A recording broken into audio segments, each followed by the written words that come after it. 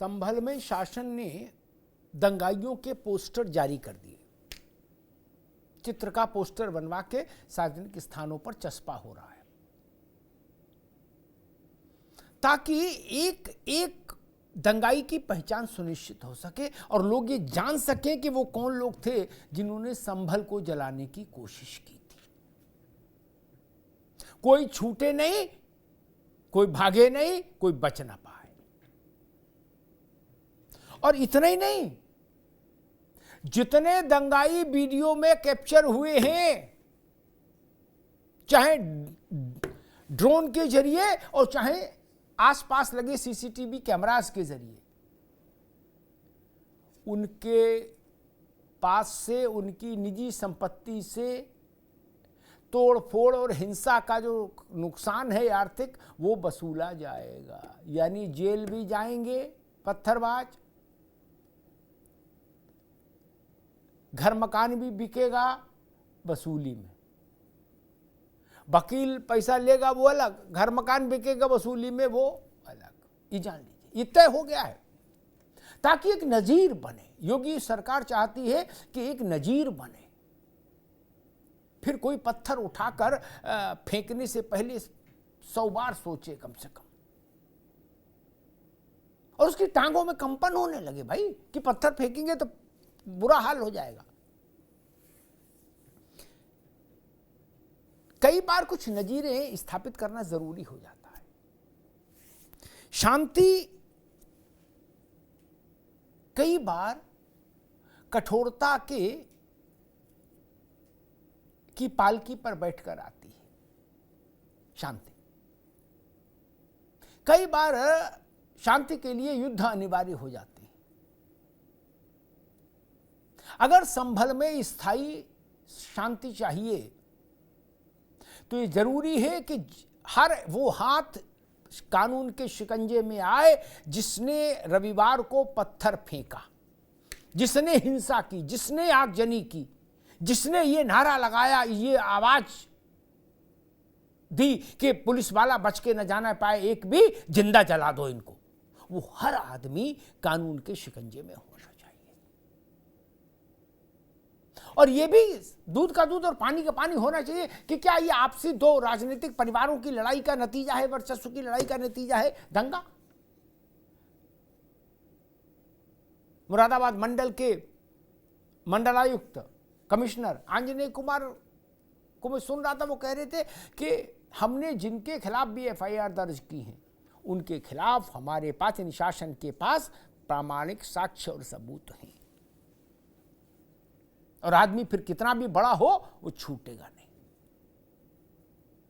स्वाभाविक है, अगर जनप्रतिनिधि इस ढंग का व्यवहार करेंगे, उनके परिवारजन इस ढंग का व्यवहार करेंगे कि किसी जिले को आगजनी के हवाले कर दिया जाए, किसी जिले को उत्तेजना और बवाल के हिंसा के हवाले कर दिया जाए, तो ये अक्षम्य अपराध है। केवल सामान्य दंगाई नहीं पकड़े जाएं, दंगों के पीछे मस्तिष्क किसका है, दंगों के पीछे हम देख लेंगे चिंता न करो, ये भाव किसने दिया दंगाइयों को। क्योंकि वहां ऐसी भी बातें हो रही थी इस रविवार को कि चिंता न करो, एमपी हमारे साथ है, एमएलए हमारे साथ है। किसने बताया कि एमपी और एमएलए दंगाइयों के साथ हैं? और अगर ऐसा है तो फिर उनके खिलाफ भी कार्रवाई होनी चाहिए, और उनके खिलाफ ज्यादा कार्रवाई होनी चाहिए, क्योंकि वो एक सामान्य दंगाई के मुकाबले ज्यादा प्रभावशाली हैं। दूसरी ओर इधर सरकार सख्ती के मूड में है, किसी को न बख्शने के मूड में है, और उधर दूसरी ओर सियासत भी फुल अंदाज में है। सियासत को भी लग रहा है कि यही है राइट टाइम। उत्तर प्रदेश में कांग्रेस और समाजवादी पार्टी के बीच में प्रतिद्वंदिता भी चल रही है, प्रतियोगिता भी चल रही, प्रतिस्पर्धा है। कौन अल्पसंख्यकों का ज्यादा हितैषी, कौन ज्यादा तीखे लफ्जों का इस्तेमाल कर सकता है, कौन पुलिस को, प्रशासन को ज्यादा खरी खोटी सुना सकता है, और कौन पत्थरबाजों को मासूम दूध पीता बच्चा बता सकता है। इसका कंपटीशन चल रहा है सपा और कांग्रेस में। समाजवादी पार्टी चूंकि उत्तर प्रदेश में उसका बड़ा संगठन है, इसलिए वो थोड़ा लीड लेती दिख रही, क्योंकि अखिलेश जी खुद मैदान में आ गए। लेकिन अखिलेश जी को मैदान में आता जब देख लिया तो राहुल गांधी, प्रियंका गांधी भी मैदान में आ गए और उन्होंने इमरान प्रतापगढ़ी और इमरान मसूद, दोनों इमरानों से कहा कि भाई तुम उधर कहाँ कोने में हो, आगे आओ, कुछ करो। सपा वाले देखो कैसा झंडा बुलंद किए हैं। तब फिर तो मुस्लिमों के बीच में सपा ही मैसेज दे देगी, तो हम लोग क्या, आप लोग क्या करेंगे। तो फिर उसके बाद इमरान प्रतापगढ़ी और इमरान मसूद दोनों सक्रिय हुए। एक शायर साहब हैं राज्यसभा वाले और एक इमरान मसूद, आप जानते हो सहारनपुर के काजी रशीद मसूद के परिवार के। इमरान मसूद कह रहे हैं कि प्रियंका जी और राहुल जी अल्पसंख्यकों के सबसे बड़े पहरेदार हैं, पैरोकार हैं, और वो बहुत जल्दी जाएंगे संभल। अखिलेश यादव भी ऐलान कर चुके हैं कि हम भी संभल जाएंगे, और संभल में प्रशासन कह रहा है कि 30 तारीख तक कोई नहीं आएगा। 30 तारीख तक सीमाएं सील रखेंगे, बाहर से किसी को अनुमति नहीं संभल में आने के लिए। ये 30 तारीख क्यों? 30 तारीख इसलिए चुनी गई क्योंकि 29 तारीख को संभल में जिला अदालत में इस जामा मस्जिद के सर्वे की रिपोर्ट पेश की जाएगी। इसलिए 29 तारीख और 30 तारीख संवेदनशील हैं प्रशासनिक दृष्टिकोण से और संभल का मिजाज देखते हुए। इतवार को वहाँ जो कुछ जैसे घटा वो छोटी घटना नहीं, इसलिए अब दूध का जला प्रशासन छाछ भी फूंक फूंक के पी रहा है। सीमाएं सील हैं, इंटरनेट बंद है, और राजनीतिक लोगों से कह दिया गया कि पॉलिटिकल टूरिज्म नहीं करने देंगे अभी, कम से कम 30 तारीख तक। हमारे साथियों ने एक रिपोर्ट तैयार की है, उस रिपोर्ट को देखिए, संभल की व्यथा कथा को समझिए, वहाँ दंगाइयों के मंसूबों को समझिए, और उसके बाद फिर मैं परिचय कराऊंगा मेहमानों से और बहस में चलते हैं और ये समझने की कोशिश करेंगे कि संभल से योगी सरकार क्या एक ऐसा एग्जाम्पल सेट करने जा रही है ताकि फिर कोई किसी शहर में पत्थरबाजी करने से पहले 100 दफ़ा सोचे। पहली रिपोर्ट देखिए।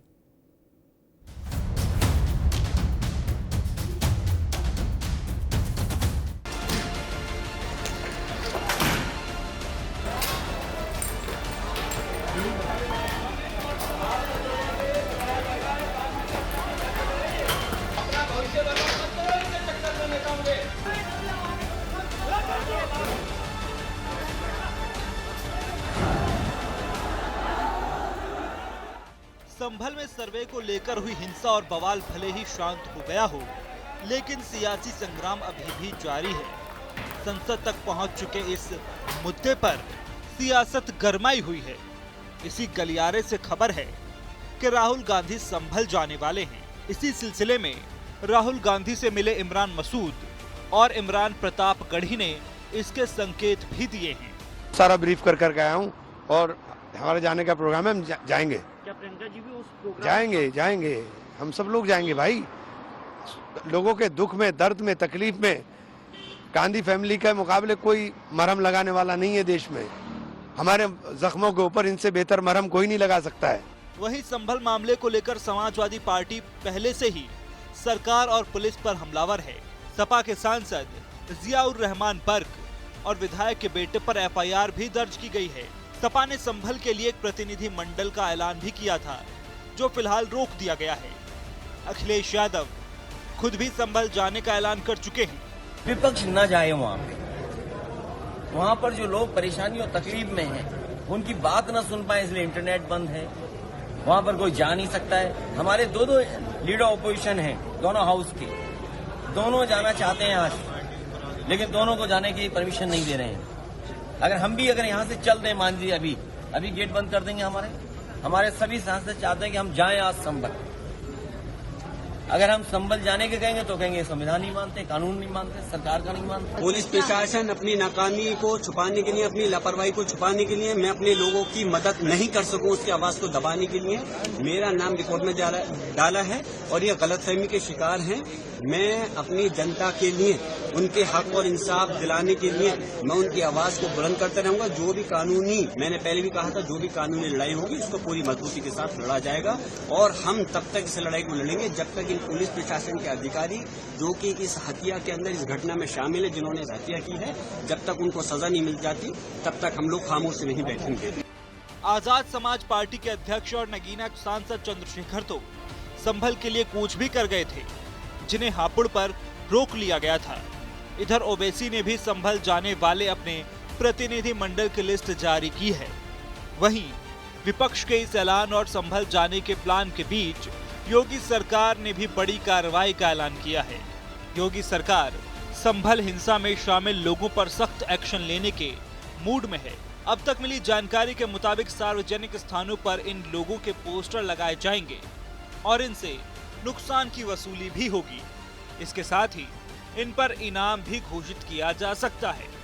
योगी जी ने स्पष्ट इस बारे में अध्यादेश भी जारी किया है, मनोभाव भी स्पष्ट किया है और ये निश्चित है कि संभल की घटना में न्यायपालिका के कार्य में बाधा पैदा करने वाले लोग और दंगा करके उत्तर प्रदेश की कानून व्यवस्था को बिगाड़ने वाले लोगों के खिलाफ प्रदेश की सरकार और पुलिस तंत्र सख्त कार्रवाई करेगी। हमारी सरकार ने पहले से ये तय कर दिया था कि जो दंगाई अपराध करेंगे और भागने का प्रयास करेंगे उनके खिलाफ पोस्टर जारी करके जनता के बीच में उनकी छवि को ले जाया जाएगा, बताया जाएगा। इस मामले में अब तक करीब 8 एफआईआर दर्ज की गई हैं। 27 आरोपी पकड़े जा चुके हैं। इनमें से 3 नाबालिग भी हैं। 74 और लोगों की पहचान की गई है जो कि फरार हैं। बाकी की पहचान के लिए सीसीटीवी फुटेज खंगाले जा रहे हैं। विपक्ष के पास कुछ रह नहीं गया और विपक्ष अब बयानबाजी करे, चाहे जांच विपक्ष के जांच से क्या होता है? जांच तो संवैधानिक संविधान से देश चलता है ना, किसी व्यक्ति से थोड़ी चलता है। अब विपक्ष के पास तो यही है कि आरोप प्रत्यारोप कुछ बचा नहीं। बहरहाल संभल का संग्राम अभी थमता दिखाई नहीं दे रहा है। बवाल के बाद सियासी उबाल जोरों पर दिखाई दे रहा है। राहुल गांधी और अखिलेश यादव के संभल जाने के ऐलान ने और घमासान बढ़ा दिया है। वहीं योगी सरकार के एक्शन प्लान पर भी खलबली मची हुई है। सवाल यह है कि क्या अब सियासत की आंच पर पकेगा संभल का मुद्दा? किसी भी हिंसात्मक गतिविधि में, दंगे में, बवाल में कानून का डंडा इतना सख्ती से चलना चाहिए ताकि आगे कोई ऐसा चिंतन न कर सके, कोई ऐसा प्रयोग करने की हिमाकत न कर सके। योगी सरकार संभल में ऐसा ही उदाहरण पेश करना चाहती है। उसी की तैयारी में शासन प्रशासन लखनऊ से लेकर संभल तक लगा है और दूसरी तरफ संभल राजनीति के शतरंज में चौसर की तरह इस्तेमाल भी हो रहा है। समाजवादी पार्टी और कांग्रेस में इस बात को लेकर रेस है, प्रतिस्पर्धा है कि मुसलमानों के पक्ष में कौन ज़्यादा ऊंची आवाज़ लगा सकता है, कांग्रेस या समाजवादी पार्टी। इसलिए राहुल गांधी और अखिलेश यादव दोनों ने ऐलान किया है कि हम संभल ज़रूर जाएंगे। मेहमानों साहब का परिचय करा दें। अवनीश त्यागी हैं भारतीय जनता पार्टी के प्रवक्ता, अवनीश त्यागी जी का बहुत बहुत स्वागत है। अशोक यादव जी हैं समाजवादी पार्टी के प्रवक्ता, अशोक जी का बहुत स्वागत है। राज शर्मा साहब हैं कांग्रेस के प्रवक्ता, राज जी का बहुत स्वागत है। मनीष अग्रवाल जी हैं राजनीतिक विश्लेषक, मनीष भाई का बहुत बहुत स्वागत। मनीष जी, आपसे बात शुरू करूँगा फिर राजनीतिक लोगों के पास जाऊँगा। जब हम लोग बात कर रहे हैं तो संभल में कुछ पोस्टर्स लगना शुरू हो गए हैं। ये वो दंगाई हैं जिन्होंने संभल की शांति व्यवस्था को धूल धूसरित किया, दंगा फैलाने की कोशिश की और कानून के राज को चुनौती दी। एक पक्ष तो ये और दूसरा पक्ष ये, और सरकार ने कहा है कि इनकी पकड़ गिरफ्तारी होगी। गिरफ्तारी के बाद ये भी सुनिश्चित करेंगे कि जो जानमाल का नुकसान हुआ है, आर्थिक गाड़ियां फूंक दी गई, तोड़ फोड़ की गई, उसकी भरपाई भी इनका घर मकान बेच के हो। एक पक्ष तो ये और दूसरा पक्ष ये, समाजवादी पार्टी और कांग्रेस दोनों की टॉप लीडरशिप कह रही है हमको संभल जाने दो। मनीष जी। अमिताभ जी, विपक्ष कह रहा है कि संभल जाने दो, ये इनका अधिकार है। जब सरकार वहां पे न्याय व्यवस्था उचित देखेगी तो इन्हें जाने देगी। लेकिन क्या विपक्ष ने 2 शब्द पुलिस के लिए बोले हैं? जो पुलिसकर्मी घायल हुए हैं वो भी प्रदेश की सेवा ही कर रहे थे। अगर लोअर कोर्ट के न्यायालय के आदेश में कोई त्रुटि थी या इन्हें लगता था उसमें कोई गलती है, तो आप बताइए, इस देश में तो आतंकवादियों की वो फांसी रोकने के लिए रात में कोर्ट खुलता है, तीसलवाड़ को बेल देने के लिए शाम को 2 बार कोर्ट खुलता है। तो इन्हें उच्च न्यायालय में जाके इसकी मांग करनी चाहिए थी। लेकिन किसी भी प्रकार का दंगा, आप देखिए विपक्ष के नेता हैं, इनके बच्चे कहाँ पढ़ रहे हैं? लंदन में पढ़ रहे हैं, अमेरिका में पढ़ रहे हैं, और उत्तर प्रदेश के युवाओं को ये लोग ईटा हाथ में दे रहे हैं कि तुम लोग इससे लोकतंत्र चलाओ। ऐसे नहीं चलेगा। आपको देश के संविधान का पालन करना पड़ेगा, और जो संविधान के विरोध में बोलेगा उस पर आदरणीय योगी आदित्यनाथ जी जो लॉ एंड ऑर्डर की कार्रवाई करते हैं वो जरूर करेंगे, और एक नजीर पेश करनी चाहिए कि आगे इस तरीके की हिम्मत लोग ना करें। राज भाई, मैं इमरान मसूद को सुन रहा था, उन्होंने कहा थे कि हमारे मतलब मुसलमानों के जख्मों पर मरहम लगाने के मामले में हिंदुस्तान में गांधी परिवार से आगे कोई नहीं, इसलिए वो लोग जरूर जाएंगे संभल और मरहम लगाएंगे। क्या अपनी संभल यात्रा के दरमियान गांधी परिवार घायल पुलिस जनों से भी मिलेगा, उनके भी जख्मों पर मरहम लगाएगा? देखिए अमिताभ दादा, वैसे मिलना चाहिए, पुलिस वालों से भी मिलना चाहिए, वो भी हमारी देश की जनता है और हमारे ही भाई बहन है, और उसमें कोई दिक्कत नहीं। जो भी दुख है सब लोगों से मिलना चाहिए। जो वहां घायल बच्चे मरे उनके परिवार से मिलना चाहिए, और जो पुलिस वाले हैं उनके लिए भी, क्योंकि वो कोई अलग देश के नागरिक नहीं है, हमारे देश के नागरिक। लेकिन बस मैं आपसे एक रिक्वेस्ट कर रहा हूं, जहां पे जिसके भी अगर मेरे नाम के नीचे भी अगर राजनीतिक विश्लेषक दिख जाए तो वो बायस होके ना बोले। अभी आप ही ने बोला, मनीष भाई ने बोल दिया कि विपक्ष के बच्चे फॉरेन पे पढ़ते हैं। मैं कई चैनल पे कहता हूं, अब आप एक नेताओं की लिस्ट निकालिए, भारतीय जनता पार्टी का कौन से नेता का बच्चा बेसिक शिक्षा स्कूल में पढ़ता है? ये तो भारतीय जनता पार्टी करती है कि राम गोपाल मिश्र से जय श्री राम का नारा लगा के। मुझे आप बताएंगे मनीष भाई, मुझे 3, एक विधायक, एक सभासद, एक नगर पंचायत अध्यक्ष का नाम बताओगे जिनका एक बेटा आंदोलन के जय श्री राम कहते हुए सबसे आगे जाता है, दूसरा पन्ना प्रमुख हो, तीसरा किसी भी सभासद का या किसी भी जिला पंचायत अध्यक्ष जो बीजेपी का है उसका लड़का कांवड़ यात्रा लेके जाता हूं। चलो ये तो बात हुई इधर की, लेकिन मैं एक बात कहना चाहता हूं कि ऐसी क्या जल्दी थी कि सुबह दाखिल हुई, कोर्ट ने सुनवाई करी, आदेश आ गया, मैं कह रहा उसी शाम ना जाते, अगले दिन चले जाते। मैं आपको एक चीज बता रहा हूं, बस 18 अक्टूबर को मेरी मां की विरासत चढ़ाने के लिए देहरादून के तहसीलदार ने आदेश कर दिया। अमिताभ दादा मर गया जाते आते। वो आदेश 18 अक्टूबर का होने के बाद कल कंप्यूटर पे चढ़ पाया। मेरी जमीन, अपनी मां का वारिस, तब ऐसा हुआ। तो बस मेरा इतना कहना था, मैं नहीं जाऊंगा जिनने पत्थर चलाए, वो मैं उनका पक्ष नहीं ले रहा। मैं पुलिस वाले भी वैसे ही बेचारे, वो ड्यूटी करते हैं, और मेरा जैसा व्यक्ति पुलिस का सम्मान करता है, क्योंकि जब जाम लगा होता है तो आदमी दरोगा जी या होमगार्ड को याद करता है। बस मैं इतना कहूंगा कि भारतीय जनता पार्टी, आप भी कह रहे थे लेकिन मैं आपको कहना नहीं चाहता, लेकिन जो भारतीय जनता पार्टी देश के युवाओं से किसी भी समुदाय का हो, चाहे वो मुस्लिम हो चाहे हिंदू हो, उनसे खेल रही है, और ये चाहती है देश का बच्चा इसी चीज में उलझा रहे और हम अपनी सत्ता में बैठे रहे। ठीक, राज भाई, 2 बातें कह के मैं अशोक जी के पास जाऊंगा, फिर भाजपा के पास। अतीत के अनुभव कुछ ऐसे हैं जिसके चलते मैंने प्रश्न किया कि क्या राहुल जी, प्रियंका जी घायल पुलिस वालों से भी मिलेंगे? आपने बड़ी अच्छी बात कही, मिलना चाहिए। यही देश का मन है, यही यही अच्छी राजनीति का उदाहरण। लेकिन मैंने प्रश्न मेरे दिमाग पर क्यों आया? हवा में नहीं आया, और ना मेरी सेहत पे भाजपा और कांग्रेस से कोई बहुत फर्क है। आप तो जानते हो मुझे ना भाजपा से टिकट चाहिए ना कांग्रेस से चाहिए। क्या मैं किसी नेता को खोजता भी नहीं, ना सपा से चाहिए। जो सामने पड़ जाए उससे अच्छे से मिल लेता हूं। बाकी मैं, आपने कहीं मुझे देखा नमस्ते करते हुए दिल्ली से लखनऊ तक? नहीं। 2013 में दंगा हुआ मुजफ्फरनगर में, भीषण दंगा था, भीषण। अवनीश भाई उसी इलाके से हैं, पश्चिमी उत्तर प्रदेश से, लंबा जीवन पत्रकारिता में गया इनका। सोनिया जी गई, मुझे पता नहीं राहुल गांधी गए थे साथ नहीं, बट सोनिया जी गई थी मिलने। 2 तरह के शेल्टर बने थे, एक में घायल हिंदू पीड़ित हिंदू थे, दूसरे में घायल पीड़ित मुसलमान थे।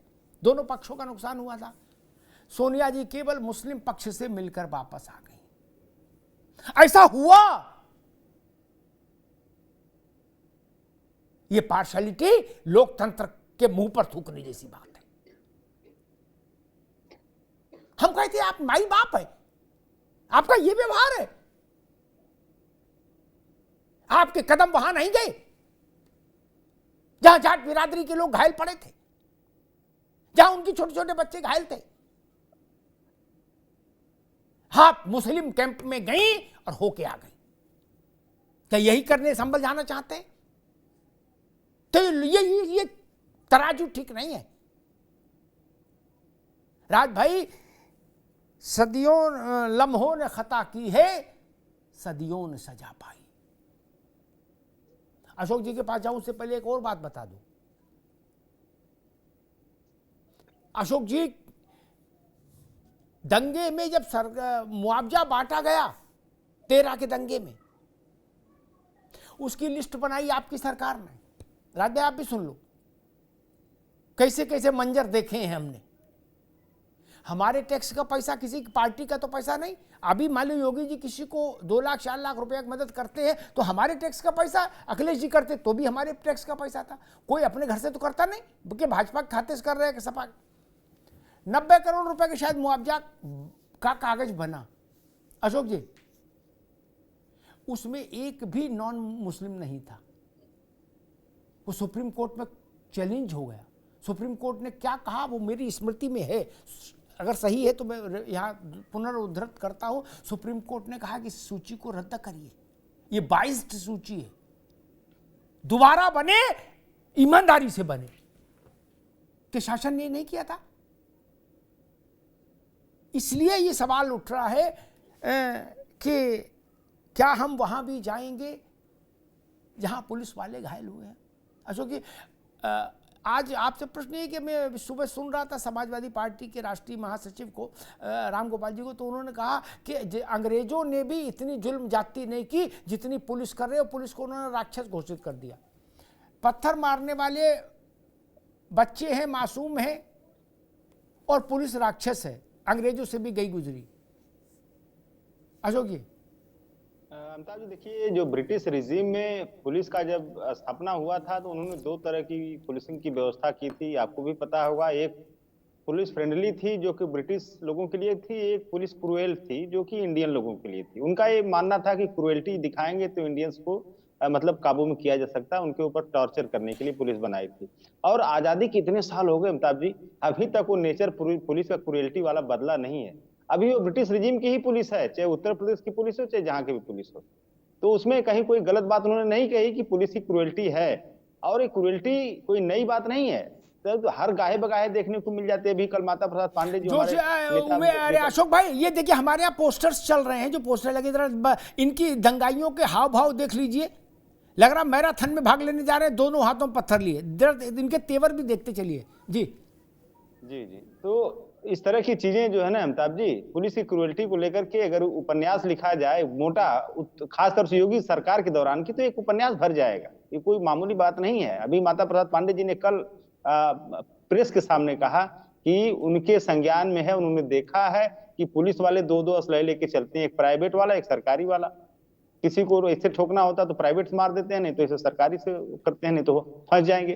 तो ये सारी चीजें क्या दिखा रही हैं? यही दिखा रहे हैं कि पुलिस का उत्पीड़न जो हो रहा है वो चरम पे है योगी सरकार में। पुलिस को फ्रेंडली होना चाहिए, लेकिन जो मिसक्रिएंट्स एलिमेंट हैं, जो क्रिमिनल्स हैं, जो इस तरह के हैं, उनके प्रति नहीं, लेकिन जो आम जनमानस है उनके प्रति अशोक भाई, अशोक ये जो चित्र देख रहे हैं ना आप, इनको देखिए जरा एक बार गौर से। ये आम जनमानस के तो नहीं लग रहे,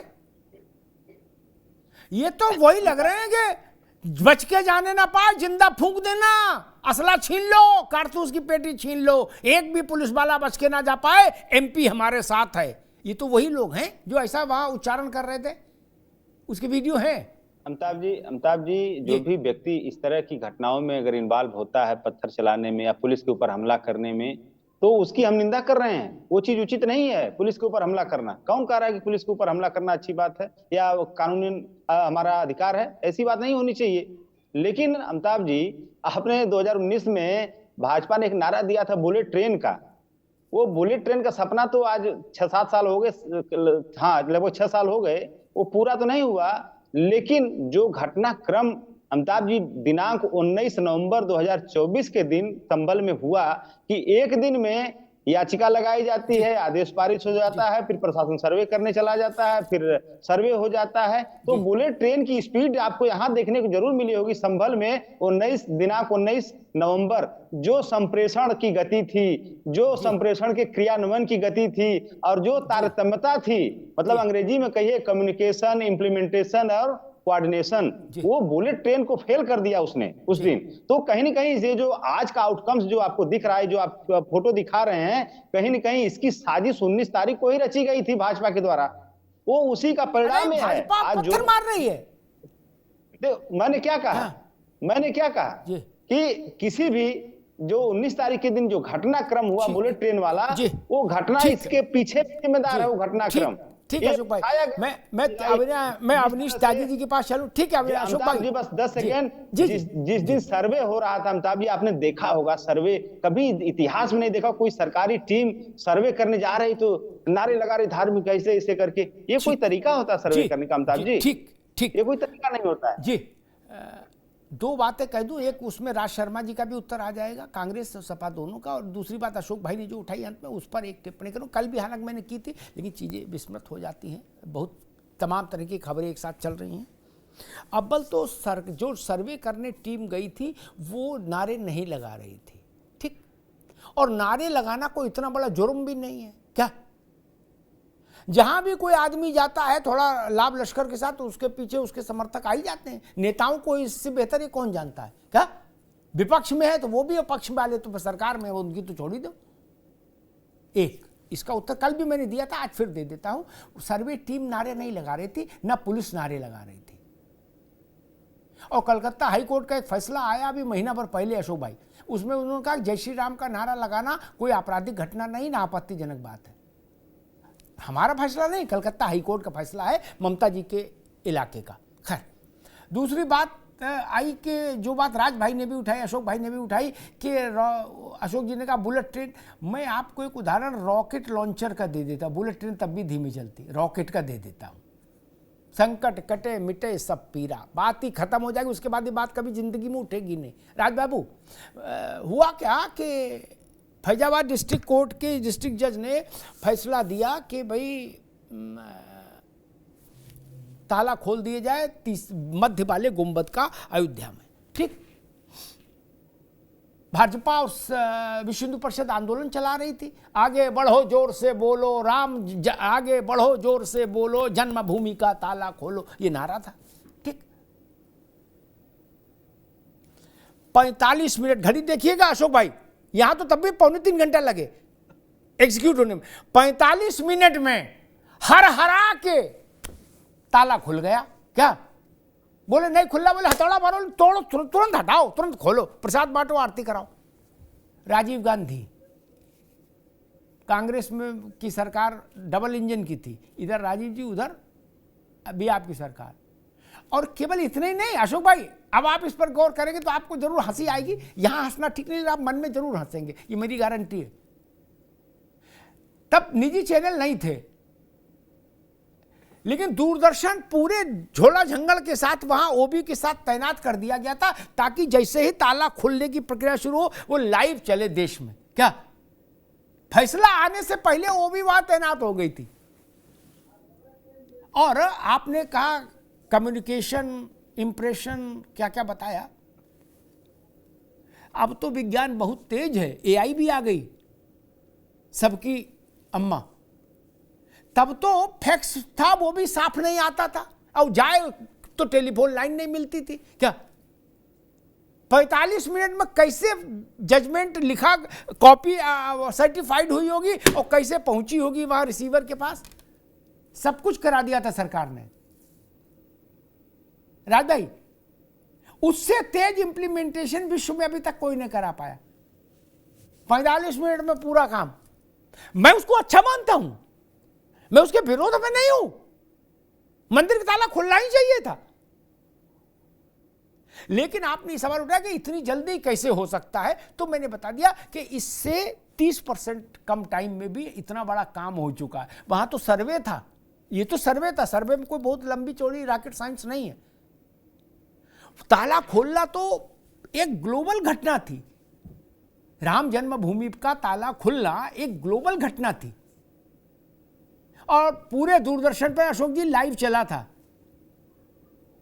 इसके पीछे क्या मंशा थी मुझे कहने की जरूरत नहीं। खैर, अवनीश त्यागी जी, समाजवादी पार्टी कह रही है कि आपने 19 तारीख को ही सारी व्यवस्था बना ली थी कि संभल में कैसे बवाल करना है, और वो कह रहे कि अदालत के फैसले को इतनी जल्दी क्या थी, थोड़े दिन टाल सकते थे, उसमें अलमारी में रख सकते थे,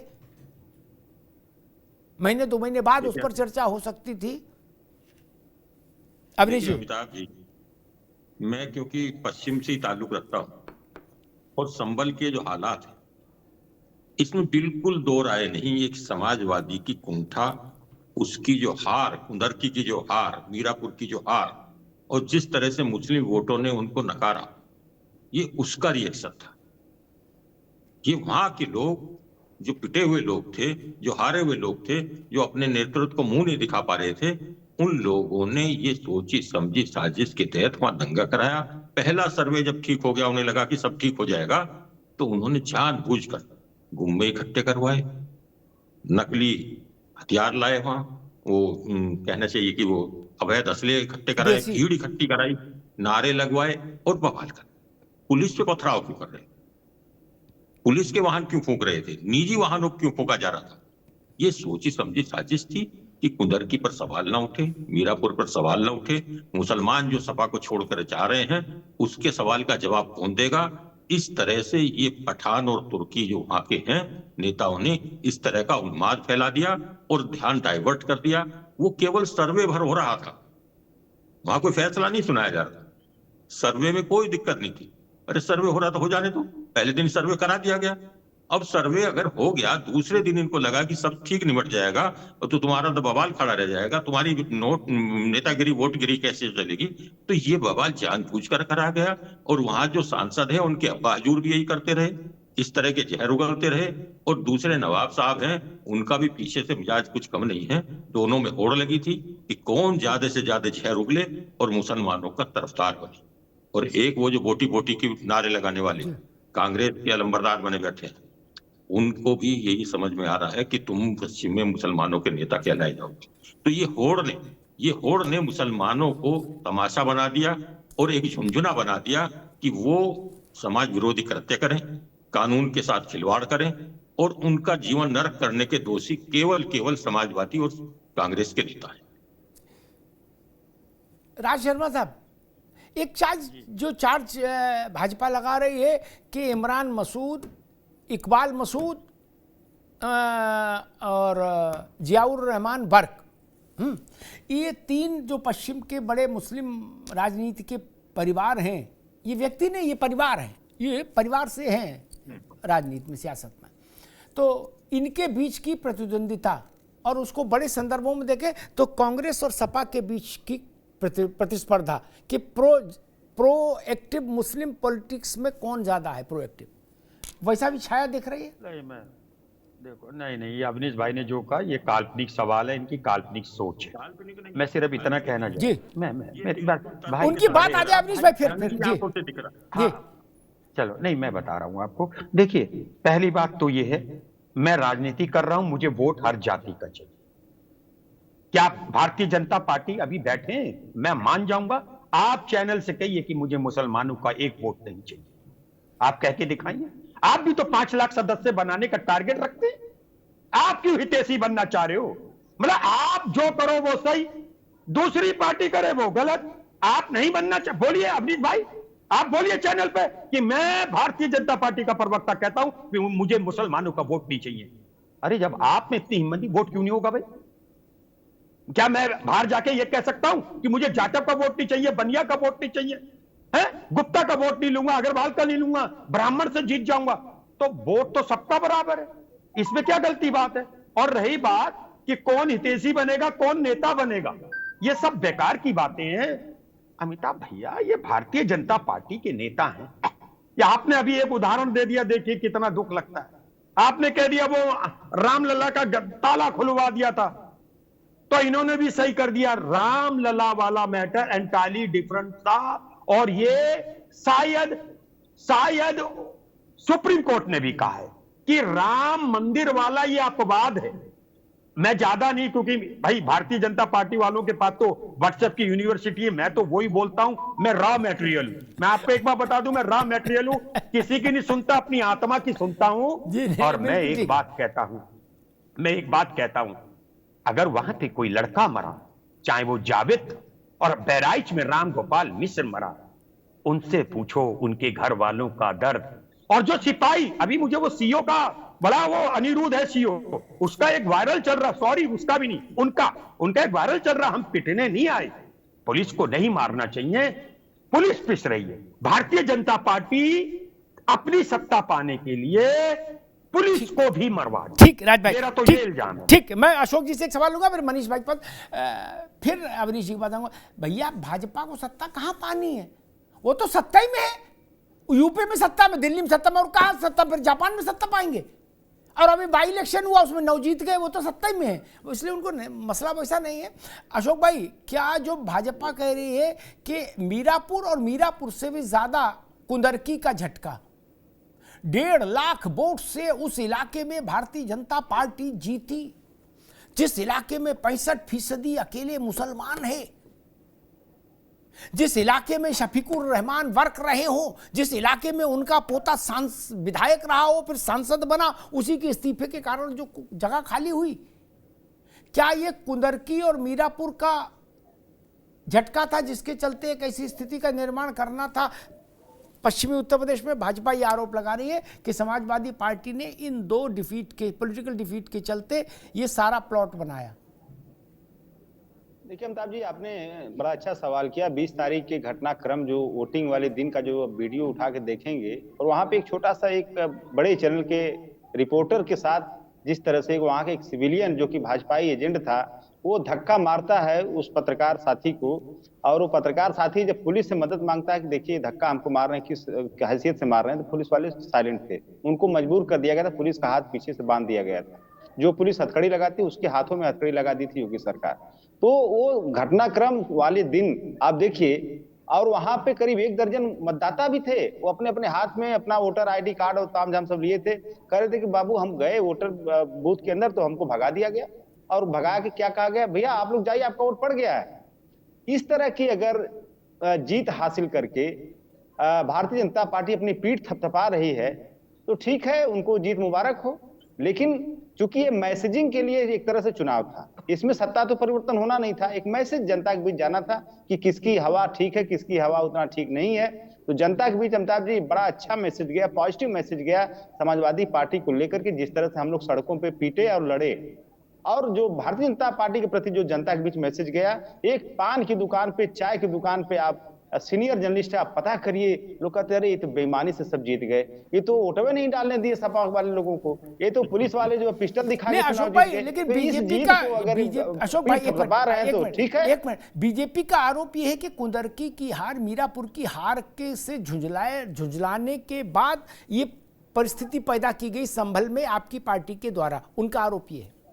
नहीं, मैं उसी आरोप कर रहा हूं कि हम हारे नहीं वहां पे मीरापुर कुंदरकी में, ना एकदम हारे ही नहीं हमको वहां पे पुलिस प्रशासन ने जबरदस्ती हमारे वोटरों को वोट नहीं डालने दिया। हमारे कहाँ है? जब हम हारे नहीं है, हमें अपने लोगों पे भरोसा है, तो हम क्यों जाएंगे दंगा करवाने? भाई दंगा करवाने का देखिए अमिताभ जी, एक मुहावरा हम लोग बस 10 सेकंड में खत्म कर रहे हैं। एक मुहावरा हम लोग सुने थे बचपन में, चोली दामन का साथ, तो उसमें अगर कहा जाए भाजपा और हिंसा, भाजपा और दंगा, भाजपा और पीडीए उत्पीड़न, भाजपा और मणिपुर, ये चोली दामन का साथ है, ये हम लोग बचपन से पढ़ते आ रहे हैं, जनता भी इस चीज को देख रही है। जी ठीक, लेकिन एक बात मेरी आ रहे अवनीश भाई, आपकी बात आ रहे, फिर मनीष जी की बात, मेरी समझ में एक बात नहीं आई कि भाई सजा समाजवादी पार्टी भी मतलब अपनी थ्योरी बिल्कुल अलग लाती है। अब अखिलेश जी ने लाइन सेट कर दी, उन्होंने 22 में लाइन सेट कर दी थी कि कोई चुनाव हो, अगर जीत जाए तब तो कोई समस्या नहीं, तब तो फिर लड्डू बांटो, और अगर हार जाओ तो बोल सबको उन्होंने कसम खिला दी कि भैया गंगा जल लो, तुलसी पत्ता हाथ में रखो, कसम खाओ। सब लोग बाहर एक ही आप बात बोलोगे, हारे कहां हैं? जीते हैं, जनता जानती है कि हम जीते हैं। और जो जीत, कोई पूछे जो जीते हैं वो, अरे बोले ये तो चोरी जीते हैं क्या। मुझे याद है 22 में अखिलेश जी ने कहा था कि हमारी सरकार चुरा ली गई।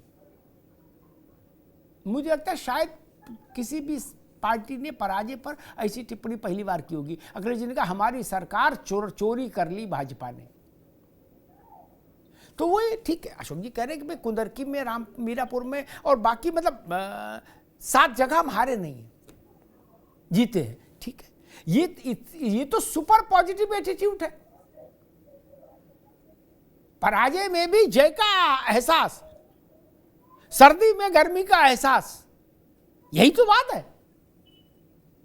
मुझे लगता है ये समाजवादी पार्टी का बिल्कुल अलग वो है। इतना कांग्रेस भी हिम्मत नहीं जुटा पाती है कि सीधे कह दे नहीं, हारे नहीं है। अवनीश जी, वो आपने कहा कुंदरकी के कारण वो करे, कुंदरकी में तो हम हारे ही नहीं, मीरापुर में तो हम हारे ही नहीं, जनता जान रही कि हम जीते। अमिताभ जी, समाजवादी पार्टी के जो काबिल प्रवक्ता ये किस तरह की हास्यास्पद बात कह रहे हैं, ये मुझे बड़ी आश्चर्यजनक लगी। देखिए, कुंदरकी में 62% से ज्यादा मुस्लिम से और 58% वोट पड़ा है, तो किसी को रोका नहीं गया।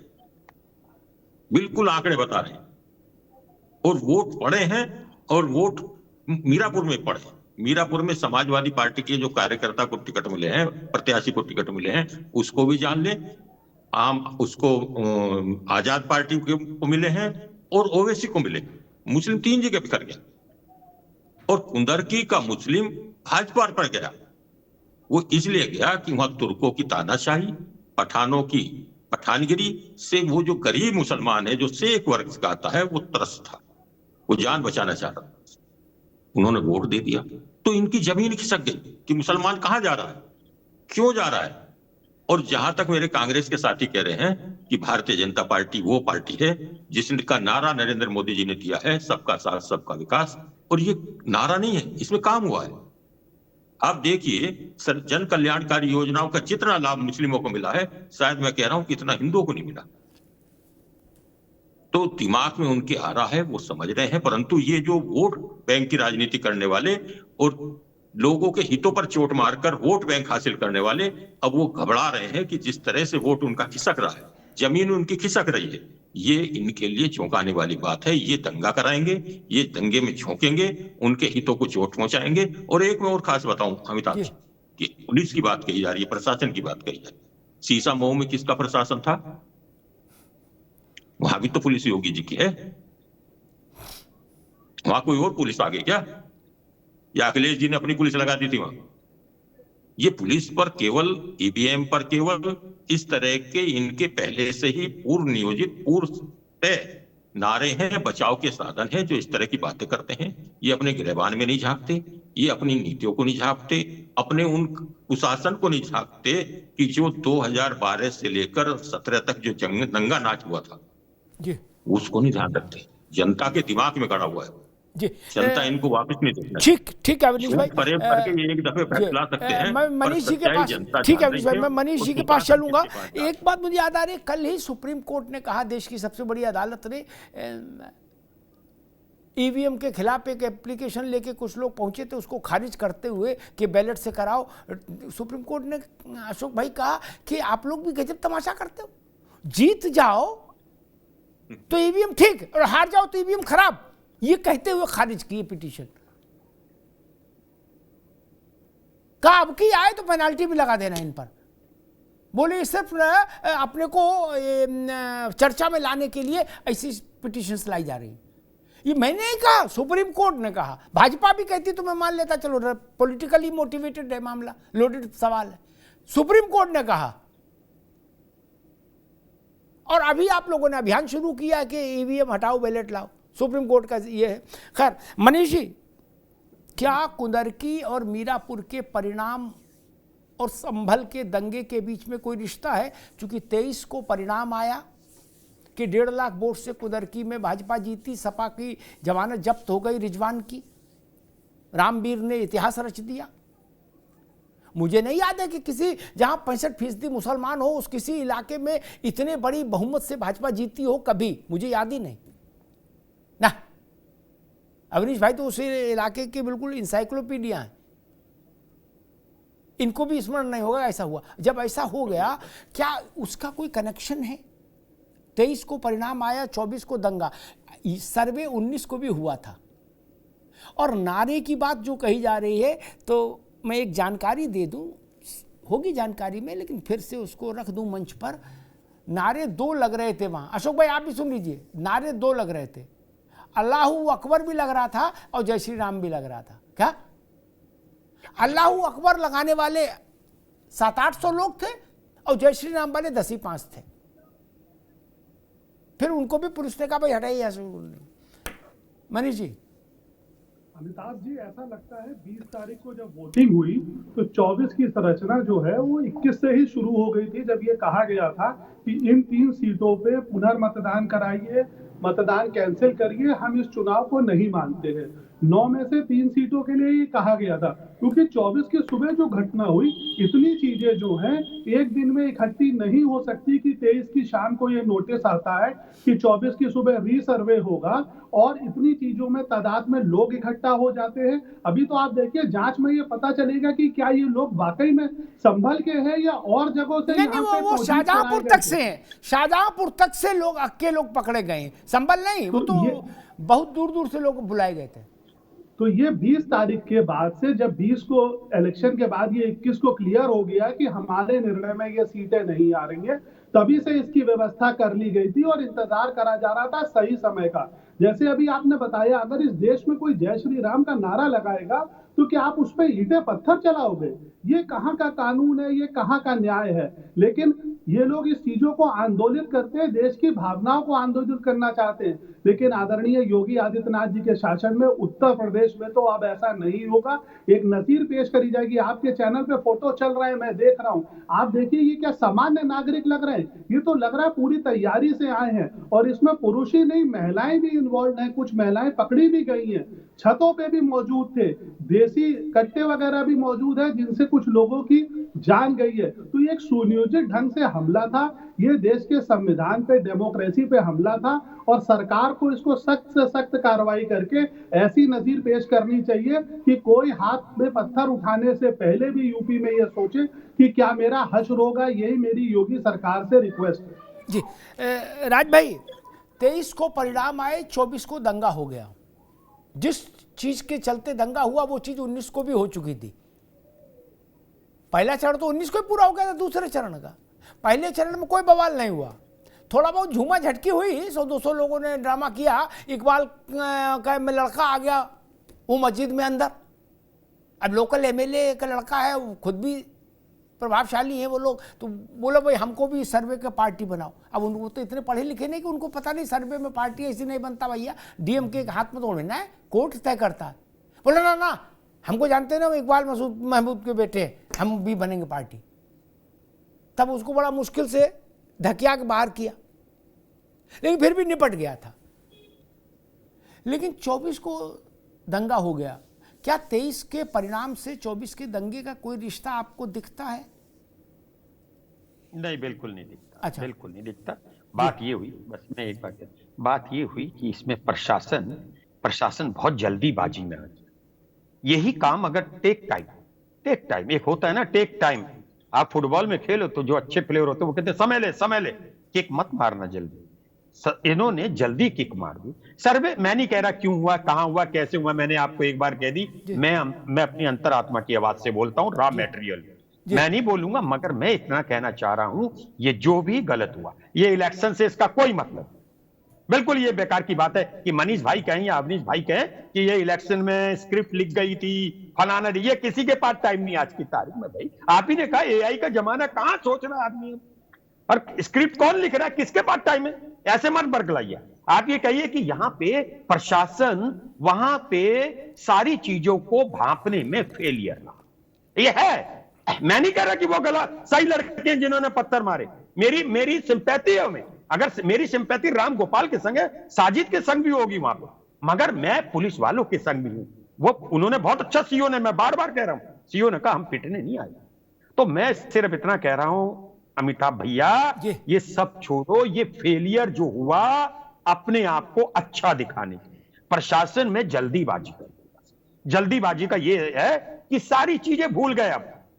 और इससे एक और बता दो मनीष भाई, अवनीश भाई, आप ही के नेता कहते थे सत्ता आएगी सत्ता जाएगी, ये होगा वो होगा, लेकिन याद रखिए इससे जो बेइज्जती हो रही है ना हमारे लोगों को, ऐसे जो हम एक दूसरे को शक की निगाहों से देख रहे हो, ये गलत हो रहा है। ठीक, इन चीजों को टालें आप। अभी भाई ने कह दिया सरकार तो है ही, आराम करो अभी, काहे जब इलेक्शन होगा तब करवा लेना।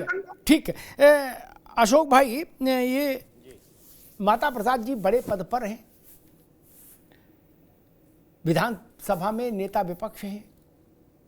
उन्होंने कहा कि मैंने खुद देखा पुलिस एक देसी तमंचा रखती है और एक सरकारी रिवॉल्वर रखती है और जैसी जरूरत पड़ती है वैसे ही ठोंक देती है। ये बड़ा बयान है, कैमरे पर है। क्या माता प्रसाद जी इसको शपथ पत्र के जरिए कोर्ट में कर सकते हैं ताकि उत्तर प्रदेश पुलिस को दंडित किया जा सके? जब उन्होंने कैमरे पर कह दिया कि मैं जानता हूं, मैंने देखा है, 2 तमंचे रखती है, एक इधर एक इधर, एक देसी एक विदेशी, जैसे मौका पड़ता वैसे ठोंक देती है। तो मुझे लग रहा है माता प्रसाद तो बड़े नेता है, उनको तो ऐसे भागना नहीं चाहिए। एक बार कोर्ट में इस बात को हलफनामा के साथ कह देना चाहिए ताकि ये हिट एंड रन नहीं चले देश में। ये भाजपा पे आरोप लगाते माता प्रसाद जी में चर्चा नहीं करता। उन्होंने कह दिया उत्तर प्रदेश की 3.5 लाख की फोर्स, बोले वो डबल असला रखती है, एक देसी और एक सरकारी से बोले नहीं मारते ताकि फंसे, देसी से ठोंक देते हैं। बताइए, ये कोई छोटा मोटा युवजन सभा का लड़का बोल रहा होता, हम इस कान सुनते उससे निकाल देते। माता बाबू विधानसभा के अध्यक्ष रहे हैं अशोक जी, उनमें इस साहस है कि वो इस बात को शपथ पत्र के जरिए कह के उत्तर प्रदेश पुलिस को कटघरे में खड़ा करें। ये छोटी बात नहीं है कि हमारे प्रदेश की पुलिस अवैध असला रखती है।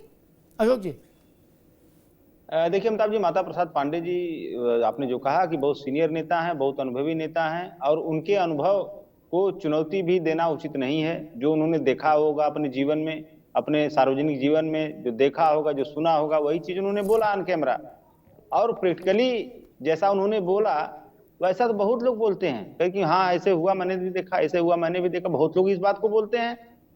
तो सवाल यह है कि जो आपने कहा कि एफिडेविट दे दें, तो माता प्रसाद पांडे जी तो चूंकि उत्तर प्रदेश विधानसभा के उत्तर प्रदेश के नेता विपक्ष हैं और हमारे मोदी जी से बड़े नहीं ना हो, मोदी जी देश के प्रधानमंत्री हैं, उन्होंने बहुत सारी बातें बोली हैं। तो कहीं अगर एफिडेविट दे दें, जो बातें उन्होंने बोली हैं, बहुत सारी विवादित बातें बोली हैं, अगर एफिडेविट दे दें तो हम भी निवेदन कर लेंगे बाबा जी से कि माता बाबा आप भी जो दे दीजिए, क्योंकि ऐसा मामला चल रहा है। तो पहले मोदी जी से दिलवाइए, जो इस देश के जो सर्वोच्च नेता हैं वो दे देंगे तो हम लोग भी निवेदन कर लेंगे कि आप भी दे दीजिए। अशोक जी, उनके जिले के तो नहीं, लेकिन पूर्वांचल में माता बाबा भी पूर्वांचल से अशोक जी, इसलिए उन्होंने माता प्रसाद जी को बचाने के लिए अच्छी युक्ति लगाई। खैर, मुझे लग रहा है कि जब फोर्सेस का मसला हो, चाहे आर्मी का, चाहे पैरामिलिट्री फोर्सेस का, चाहे पुलिस का, तो नेताओं को थोड़ा जुबान पर काबू रखना चाहिए। भाई साहब, खादी का नींबू काट कलप लगा, कुर्ता पहन के मुंह में पान लगा के एयर कंडीशन गाड़ी में 4 सिपाही पीछे लेके ये रुबाब गालिब करना बहुत सरल है। 16-16 घंटे की ड्यूटी करके देखिए बिना किसी छुट्टी के, तो समझ में आ जाएगा पुलिस क्या है। आपका चूना आपके लिए पान लाए, आपकी बीवी का बैग उठाए और फिर ये रिवार्ड मिले कि उसको उत्पाती मारे। वो ठीक कहा उस सीओ ने कि जाहिलों के हाथों से मरने आए हैं क्या? उसके शब्द मुझे अच्छे लगे, जाहिलों के हाथों से मरने आए हैं क्या? पुलिस का सम्मान सीखना चाहिए। अवनीश जी, उन्होंने कहा कि मोदी जी एफिडेविट दे। मैं आपसे कहता हूं, आप सरकार में हैं, उत्तर प्रदेश पुलिस को माता प्रसाद जी से ये पूछना चाहिए एक लिखित पत्र के जरिए कि आप अपनी बात को पुष्ट करिए। आपने सार्वजनिक मंच से कहा है कि उत्तर प्रदेश की पुलिस 2 असले रखती है, एक वैध एक अवैध। इससे बड़ा नकारात्मक कमेंट नहीं हो सकता। अनिश जी, और अगर उत्तर प्रदेश पुलिस शासन ऐसा नहीं पूछता माता बाबा से, तो मैं मानूंगा शासन भी लुंजपुंज अवस्था में है। नहीं अमिताभ जी, ऐसा नहीं तो पूछा जाना चाहिए। मैं बोलूं तो भी पूछा जाना चाहिए, कोई बोले। बिल्कुल, जनता भी पूछ रही है, सब लोग पूछ रहे हैं। और जनता का पूछना तो फिर सत्यनारायण कथा है, छोड़ दीजिए, उसमें नहीं जा रहा मैं। एक मिनट त्यागी जी, मैं पूछ रहा हूं सिग्नेचर बिल्डिंग से चिट्ठी जानी चाहिए, जाएगी कि नहीं? जनता तो सब कही रही है, जनता तो 75 साल से बोल रही है। पुलिस प्रशासन की छवि बचाने के लिए और उनकी ईमानदारी पर कोई उंगली उठाए, इस पर समुचित कार्रवाइयां होती रही हैं और होंगी, ये बिल्कुल जान लीजिए। पर मैं एक चीज और थोड़ा सा बता दूं अमिताभ जी, कि ये वो लोग हैं, इनके शासन में आपने देखा कि पुलिस के थानों पर किस तरह से आग लगाई जाती है, पुलिस वालों की क्या दुर्दशा इनके समाजवादी पार्टी के शासन में हो जाती थी। वो इनका एक गुरूर है, इनका गरूर ही टूटा है। इनका गरूर आप कुंदरकी के आप उस कैंडिडेट को देखिए जिसका ये बयान था कि समाजवादी पार्टी का कुत्ता के गले में भी पट्टा डल जाएगा सपा का तो वो जीत जाएगा। वो जनता ने वो गरूर तोड़ा है, और जब गरूर तोड़ा है तो ये गुरूर वाले लोगों को तिलमिलाहट आई है, और तिलमिलाहट इस दंगे में भड़की है। और इसके साथ ये दुर्भाग्यपूर्ण है कि समाजवादी पार्टी वाले तो जो कर रहे हैं सो कर रहे हैं, परंतु उनके जो भाई हैं, जो दो लड़कों के जो वो हैं, वो दूसरे इसके साथ में तालमेल मिला खड़े हैं। इसको सोचना चाहिए, उनको ईमानदारी से सोचना चाहिए कि किस तरह देश को ले जाना चाहते हैं, किस तरह से वोट की खातिर समाज को, एक कौम को ये गुमराह करके उनको दंगे की आग में झोंकाकर उनके जीवन को बर्बाद करने पे लगे हैं, नई नस्लों को बर्बाद करने पे लगे हैं। और इस तरह की प्रवृत्ति बंद कर देनी चाहिए। सकारात्मक राजनीति विपक्ष को, खासतौर से कांग्रेस और समाजवादी पार्टी को करनी चाहिए। देश अब विकास की तरफ बढ़ चुका है और बढ़ रहा है, जनता समझ रही है कौन अच्छा है कौन बुरा है। इसलिए समाजवादी पार्टी को अपना ये टोटका जो पुराना था, इसको ये टोटके बंद कर देने चाहिए दंगे फैला। मैंने संभल पर 2 दिन पहले जो बहस की थी उसमें भी कहा था, आज फिर कहूंगा, और राज भाई ने जो बात जो कही उसके उस हिस्से से मैं सहमत हूं कि प्रशासन से चूक हुई। इस बात से मैं सहमत। सबसे पहले ये बात मैंने ही इस मंच से उठाई थी, इसी मंच से। मैं अपनी बात अपने कंठ से अपनी ही बात कहूंगा, मेरे कंठ में किसी की आवाज नहीं आ सकती दूसरे की। अब मैं ये कहूंगा शासन से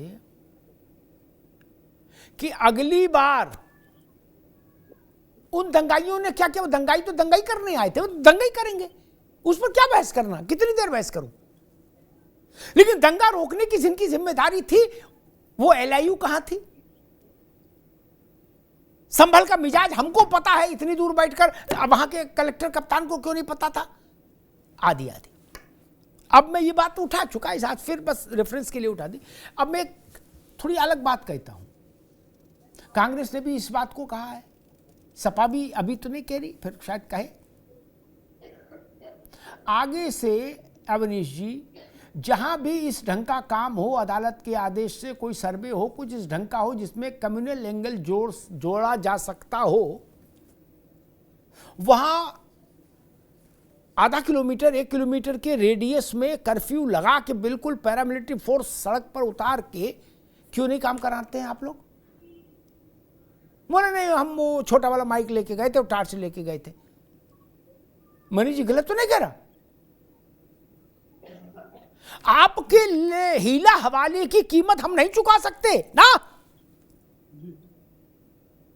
अगली बार कहीं सर्वे हो, मैं फिर चिता रहा हूं, 29 तारीख को जुमा भी है, आज 27 है, बुध है, कल बृहस्पति 28, 29 और 29 को रिपोर्ट सर्वे की सबमिट होगी। त्यागी जी, मैं 29 की शाम को ये बहस करने नहीं बैठूंगा कि अरे हो फिर बाद में हमने काबू करने का प्रयास किया। बाद क्यों? हंगामा हो कैसे जाए, इसकी गारंटी चाहिए, इसकी गारंटी चाहिए। जिन्होंने किया उनको आप दंड देंगे, अच्छी बात है, देना चाहिए। लेकिन सबसे आदर्श बात है कि हंगामा हो ही नहीं, दंगा हो ही नहीं, बवाल हो ही नहीं, उस ओर जाना होगा। जितने लोग बुलाए गए थे, सब किए गए थे, ये सारा ज्ञान जो अब निकल कर आ रहा है, ये पहले क्यों नहीं समझ में आया कि व्हाट्सएप से शाहजहांपुर तक का आदमी बुलाया गया? अब 4 दिन इंटरनेट बंद रहा ना, तब क्यों नहीं रहा पहले? नहीं, हमको मालूम था कि ऐसा हो सकता है, माहौल बन रहा है। पानी उबलने से पहले उसकी स्थिति बदलने लगती है अवनीश भाई। नहीं, पतीले में पानी उबला, ऐसा नहीं कि डायरेक्ट ठंडे से उबलने लगता, ना ना ना। पहले बुलबुले आते हैं, बुलबुले के समय ही अगर समझ लीजिए तो फिर नुकसान नहीं होगा। राज भाई गलत तो नहीं कह रहा? बुलबुले के समय क्यों नहीं समझा? तब काला चश्मा लगाए थे क्या बिल्डिंग वाला? और जिन भी लोगों ने आग लगाने की कोशिश की उनको सजा मिल जाएगी, कोई बहुत बड़ी उपलब्ध बात नहीं है। उनकी फोटो है, रिकॉर्डेड है, वीडियोस हैं, मिल ही जाएगी सजा। उनके घर मकान खोके ठिलिया भी बिक जाएगी, ये भी तय है। अशोक जी लिख लीजिए, उनके घर मकान खोका ठिलिया सब बिक जाएगी। क्या? और मदद कोई करता नहीं, ना आप करोगे ना राज भाई की पार्टी करेगी। ठीक, उनका भी मिजाज ठीक हो जाएगा, समझ जाएंगे कि पत्थरबाजी अब नहीं करनी।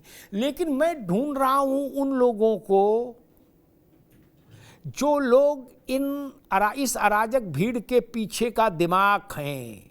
दिमाग, मनीष भाई, मैं इससे संतुष्ट नहीं होऊंगा अगर अवनीश जी की सरकार प्रेस कॉन्फ्रेंस करके कह दे कि 700 लड़कों को जेल भेज दिया, 700 दंगाइयों को। मैं इससे संतुष्ट नहीं होऊंगा। मेरा फिर भी प्रश्न रहेगा, इसका पटकथा लेखक कौन है? जैसे सिनेमा फिल्म के लेखक होते थे सलीम जावेद, शोले सलीम जावेद, है ना त्यागी जी? ये शोले किसने लिखी, उसका नाम चाहिए, उसको जेल भेजो। और अगर नहीं भेज पाए तो टाई फिस है फिर दरोगा के लेवल का काम है। फिर क्या? फिर आप क्या कर रहे हैं? कुछ नहीं, फिर तो दरोगा के लेवल का काम है। अपराधी को पकड़ो, 4 थप्पड़ मारो, ले जाओ मजिस्ट्रेट के यहाँ पेश कर दो, जेल भेज दो, बस। उसमें आप सब लोग क्यों व्यस्त होंगे? देश को वो चेहरा चाहिए। एक वहां नारा लगा, एक वहां आवाज गूंजी कि एमपी हमारे साथ है, अपनी अपनी हसरत पूरी कर लो। कौन एमपी साथ है? दंगाई किसकी बात कर रहे हैं? ये बात तो आनी चाहिए ना। विधायक का लड़का गोली क्यों चला रहा है? ये मूर्ख हो सकते हैं, उग्र हो सकते हैं, वो तो विधायक का लड़का है, उसका परिवार पॉलिटिकल है, वो तो जानता है गोली चलाने का मतलब क्या है।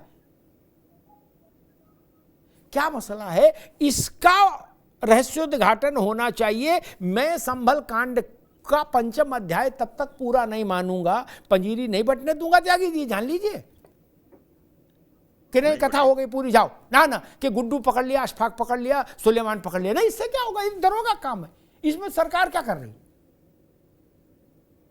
पटकथा लेखक कौन है? वो गिरफ्तार होने चाहिए, उनके चेहरे पोस्टर उनका लगे तो मुझे संतोष हो। इन लुच्चे लफंगों का पोस्टर लगा दो, ना लगाओ, क्या हो? तो वीडियो है, जहां मिले रपटिया जेल भेजो। मैं चाहता हूं कि कौन था जिसने इनके मन में ताकत का इंजेक्शन लगाया कि जाओ बेटा, हम हैं ना, हम बैठे हैं, फूंक दो संभल। वो कौन है? पांव इनके थे, लेकिन पांव की गति किसी और ने दी थी इनको। हाथ इनके थे, लेकिन हाथ पत्थर फेंके, ये दुस्साहस किसी और ने दिया था। वो किसने दिया? राजनीतिक यात्रा, पर्यटन इससे ज्यादा जरूरी है ये हो। और अंतिम बात ये मैं भाजपा से ही कहूंगा, क्योंकि वो सरकारी पक्ष है। त्यागी जी, अगली बार ऐसा कुछ हुआ क्या तो आपकी पार्टी और सरकार को भी बेनिफिट ऑफ डाउट नहीं दिया जा सकेगा क्या कि हम समझ नहीं पाए, ऐसा भी हो जाएगा। नहीं, शासन में है तो समझना सीखिए। शासन करने वालों को बेनिफिट ऑफ डाउट नहीं मिलता, विपक्ष वालों को मिल सकता है, शासन को नहीं। आप कुछ कहना चाह रहे हैं त्यागी? 30 मिनट, बात समाप्त। कि दंगाई हो या दंगा भड़काने के पीछे कोई तस्वीर वाला हो, कोई भी ताकतवर हो, वो बचने नहीं पाएगा। रिपोर्टें दर्ज हो चुकी हैं, जांच होगी और जांच होगी तो कार्रवाई भी होगी। योगी जी हैं तो यकीन कीजिए, फिर दोबारा मैं दोहराऊंगा मजबूती के साथ, वो कार्रवाइयां हुई हैं कि जो प्रदेश दंगा प्रदेश हो चुका था वो अब दंगा मुक्त हो चुका है। ये छुटपुट घटनाएं जो दुस्साहस करके करते हैं, इन पर ऐसी कठोर कार्रवाई माननी अशोक भाई 30 सेकंड फॉर यू। कार्रवाई होगी और आगे कभी ठीक है अवनीश भाई, ठीक। अशोक भाई 30 सेकंड फॉर यू जी। बड़ा अच्छा लगता है, कोई दंगाई कोई भ्रष्टाचारी बचने नहीं पाएगा। ऐसे दंगाइयों भ्रष्टाचारियों के पास सिर्फ दो रास्ते हैं, एक रास्ता जेल का, दूसरा रास्ता भाजपा का, बस। ठीक। मैं फिर कहूंगा, मेरा संतोष मतलब जो लोग राजनीति में नहीं है, 25 करोड़ में 1 करोड़ भी लोग राजनीति में नहीं है। यानी मेरी पार्टी बड़ी है, उसमें 24 करोड़ लोग हैं उत्तर प्रदेश में, सब पार्टी जोड़ के भी 1 करोड़ नहीं हो यार, छोटे बड़े सब नेता जोड़ लो। मुझे संतोष, यानी उस 24 करोड़ आबादी को संतोष तब होगा जब इस दंगे के पटकथा लेखक जेल जाएंगे। ये सुलेमान, ये रशीद, ये शेखू, ये फलान, ये जेल जा रहे हैं, 20 डंडे पड़ रहे हैं, 30 डंडे पड़ रहे हैं, ठीक, ये तो सामान्य प्रक्रिया है।